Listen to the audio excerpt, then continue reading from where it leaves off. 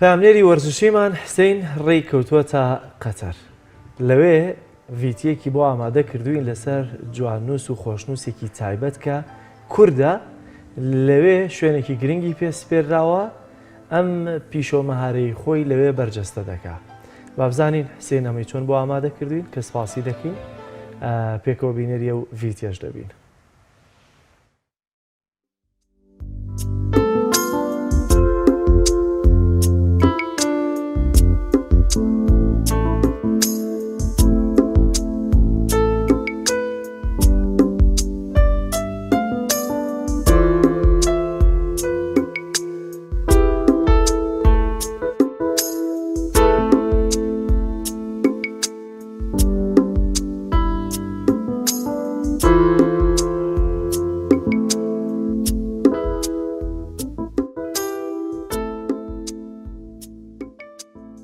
بەناوی خۆی گەورە و میهرەبان، من ناوم نەهرۆ قادر ڕەشیدە، جواننووس و نەخشە سازم، مزەغریفم، ماوەی 20 ساڵە کارەکەم لە بواری هونەری ئیسلامیە.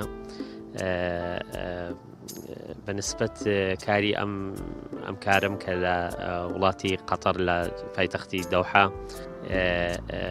پرۆژەی خراە بەردەستم بۆ پێشکەشکردنی کاری هونەری و دیزاین بۆ موسسەی کەتارە، حەی ثەقافی کەتارە کە شارێکی ڕۆشنبیریە.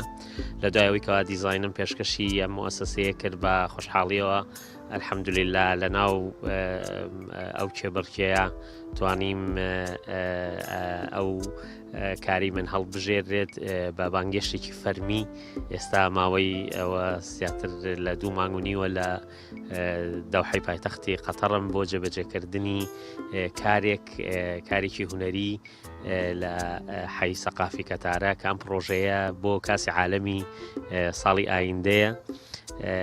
بە خۆشحاڵیەوە کە توانم بڵێم کاری هونەری ئیسلامی یەکێکە لەو شاکارە گەورانەی کە ئەتوانم بڵێم یەکێکە لە هونەرە باڵاکان کە ئەلحەمدولیلا ئێمە توانیمانە لە ماوەی زیاتر لە 20 ساڵ کارکردن تایە توانیمانە بیگەین ئاستێکەوە کەوا لەسەر ئاستی مەحەلی تێپەڕێ بێتە ئاستێکی جیهانی. ئەمە لە کۆتاییەکانی ئەم کارەکە. خۆی ئەم کارە بەڕاستی حەی سەقافی کەتارە، شاری ڕۆشنبیری کەتارە کە یەکێکە لە شارە زۆر جوانەکانی پایتەختی قەتەر دەوحا، بەپێی بەرپرسانی باڵای ئیدارەدانی ئەم شارە جوانە خۆیان کە ئاماژەیان پێکردووە تەنها لەسەر ئاستی جیهانیە 2 کاری هونەری قبول کراوە. یەکێکیان هونەرمەندێکی ئەمریکیە و دووەمیشیان کارەکەی منە کە ئەلحەمدولیلا ئەوە جێگەی شانازیە و ئیشەکەشم وا لە کۆتاییایە کە بریتە لە کارێکی زەغرەفی سێبعدیە کە لەسەر ئەم مەدرەجانە وەکو دواییش بوو لە وێنەکانە ئینشاڵڵا ئیبینن. کارێکە کە لە ئاستی هونەری زەغرەفەیە، ئەمە پێشووتر وەکو کاری وێنەکێشان کراوە، بەڵام وەکو زەغرەفە بۆ یەکەمین جارە ئەم کارە ئەنجامەدرێ.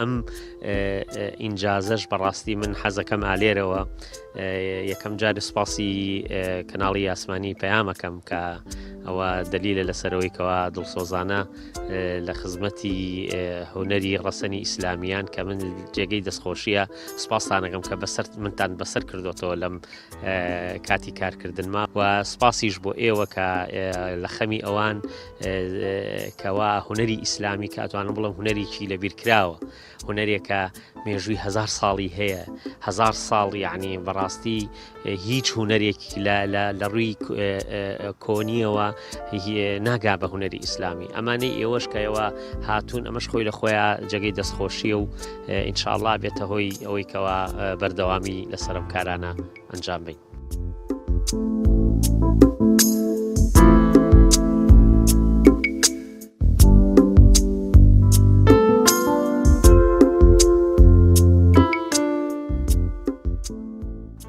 جواننووسی و نەخشەسازی لە هونەری ئیسلامیدا مێژوێکی کۆنی هەیە و لە ئێستادا تا ڕادەیەک لەبیر کراوە.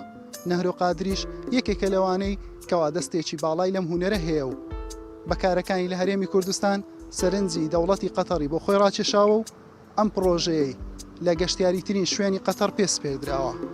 لە داهاتووشدا بەنیازی کاری گەورەتر و باشتریشە. حوسێن محەممەد تایبەت بە بەرنامەی پەیامی ڕۆژ قەتەر.